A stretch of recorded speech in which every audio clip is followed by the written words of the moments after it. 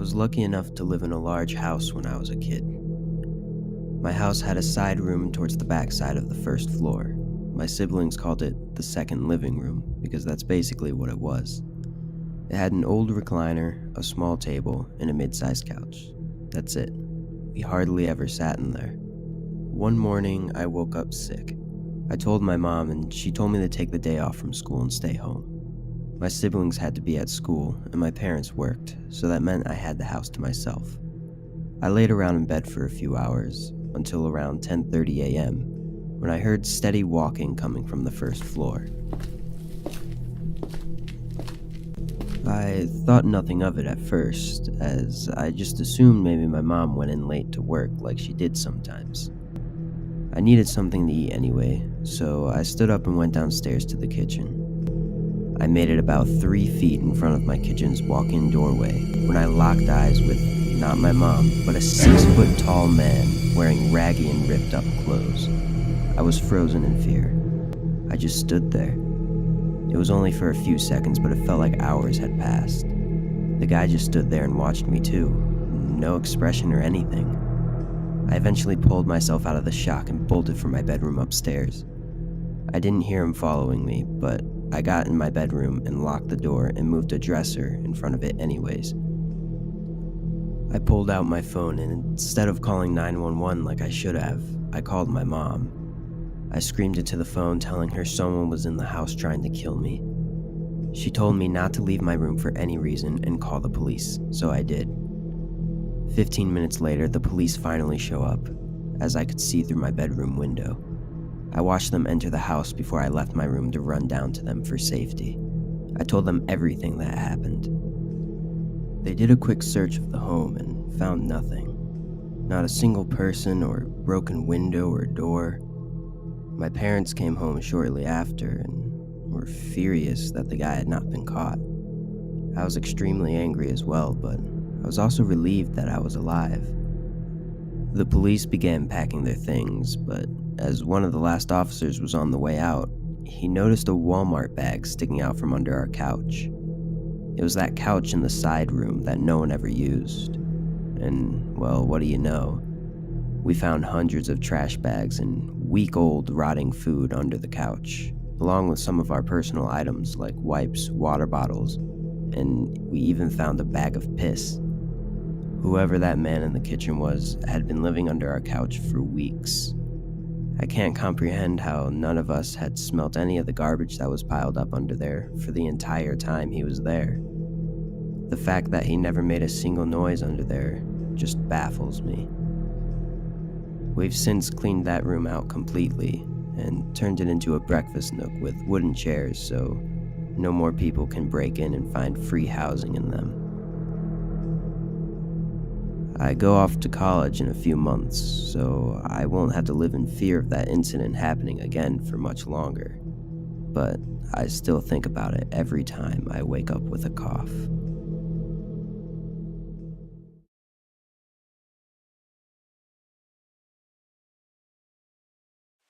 Although it doesn't seem like it, this happened quite a while back, probably over 10 years ago. I was in the later years of high school and was home alone. My parents were at a wedding that required them to stay at a hotel, and my brother worked the night shift. At that time, my family lived in a very well-known East Coast city, inside of a blue-collar neighborhood that was just starting to take a nosedive.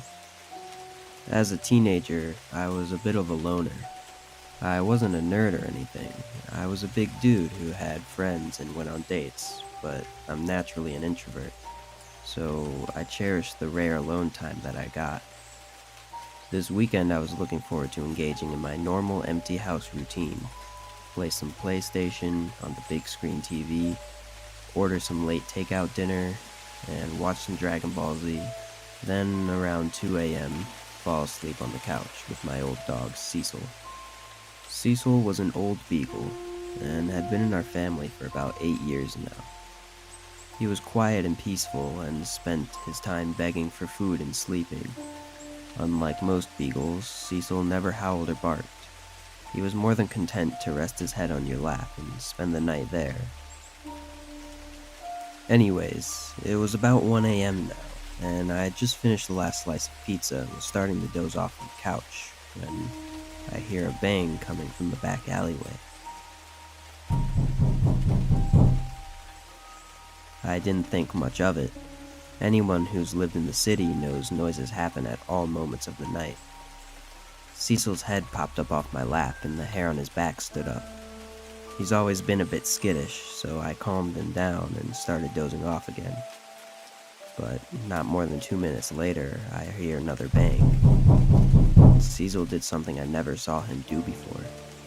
He leaped off the couch and ran like the winds towards the door leading to the basement, barking and growling like a dog twice his size. The look on his face reminded me of a German Shepherd canine unit. I'd never seen him act like that before, which got my adrenaline pumping. Through the dog's barking, I can now make out a persistent banging.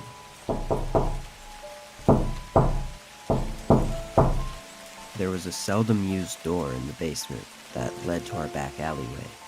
It was old and rusted and was hard to open, even with a key, and it made a lot of noise. I suddenly realized that someone was trying to break into my house through my basement door. For those who haven't lived in a bad neighborhood, it's usually general knowledge that if someone tries to get into your house and moves on after they realize the door is locked, they only wanted your stuff. But if someone is persistently trying to get into your house despite the door being locked, well, they want you. Knowing this, I rushed upstairs immediately to grab a heavy wood baseball bat that I kept under my bed for situations like this. Then I head down to my basement. I probably should have ran, but I was a macho teenager with a tough guy complex, and I had nowhere to go. While I'm heading down the stairs to my basement, Cecil blows past me with the speed and aggression of a dog half his age. Suddenly, I hear a man's voice say, "Oh fuck," and the banging stopped. I didn't call the cops or anyone else, which was probably the dumbest thing I've ever done. I just sat up for the rest of the night with the bat in my hand. My brother came home that morning and I told him what had happened. He went to the basement door to take a look, and when he gave it a tug to open it, the whole door fell off. This psycho was one good shove away from getting in my house, but old Cecil scared him off. I'm pretty sure that lazy fat old dog saved my life. When I tell this story to people, they dismiss his actions as a dog doing what a dog is supposed to do. But I can tell you that Cecil never barked or moved that fast in his life. It was almost like he knew the urgency, like he knew that door was gonna give. A few years back, we had to have him put down because he just had no will to live anymore. Before the injection, I got a moment alone with him. I thanked him one last time for his friendship and for what he did that night. At this point, I was a grown man with a wife and kids, but I'm convinced none of that would have happened without old Cecil.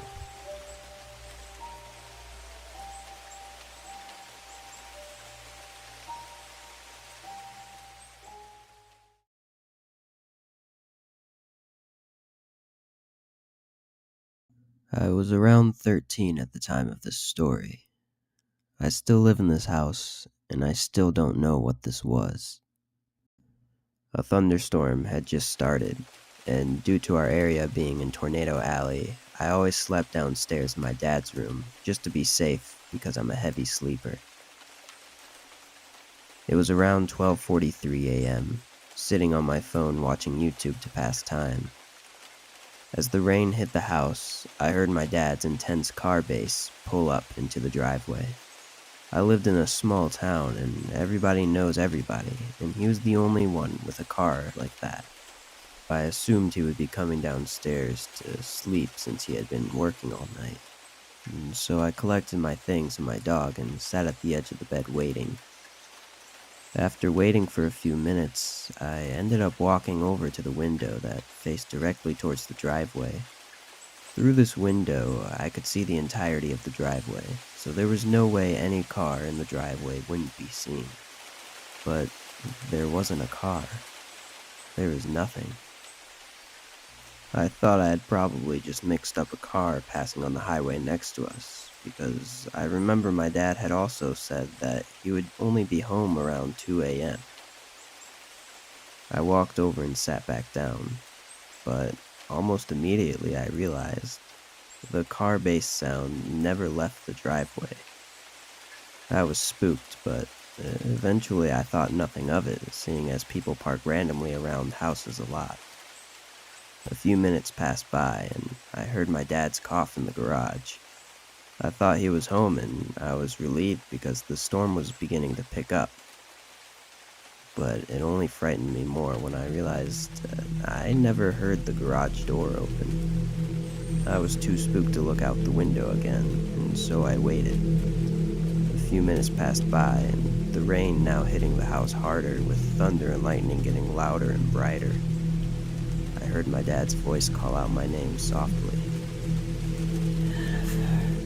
At that moment, I realized that there was someone in my house, or something.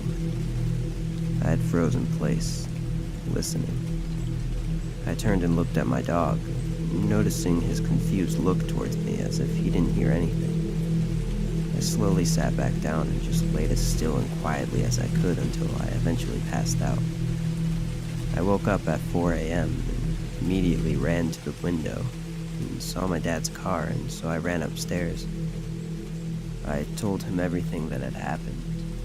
I don't believe in ghosts or anything, but I knew something had called my name that wasn't my father that night. I can't help but wonder what would have happened if I had walked up those stairs and followed the voice. We don't know what really happened that night, but I can't help but feel uncomfortable in my own house now.